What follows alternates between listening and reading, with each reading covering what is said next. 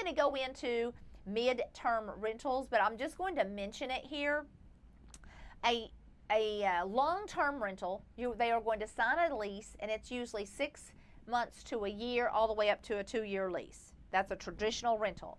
When we're talking about short-term rentals, they are usually 1 or 2 nights up to 30 nights. And then there's a mid-term rentals. These are usually rented out maybe to traveling nurses or traveling business people. And those are going to go for 30 days up to 6 months.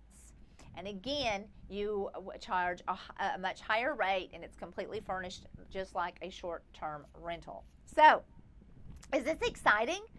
Now, a few little tips that I always love to share is you want a smart lock, the keyless entry. I do not recommend a lock box, and that's because we had that for probably a year or two when we first started. And guests will lose the keys, lock them inside, take them with them, so that's a hot mess. So we just use a keyless entry, and you want it to be easy to use and not connected to Wi-Fi. So if the Wi-Fi goes out, you want them to still be able to get into it. You want to make sure that it's easy to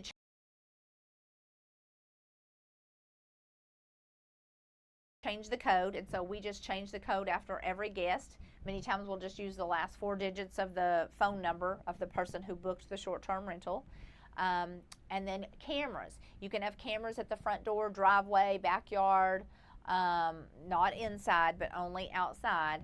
And make sure that you're disclosing to them. It is a law that you disclose to them in all of the paperwork that they get that there are cameras located. All right? Even if they're not active, you got to tell them that there's a camera there.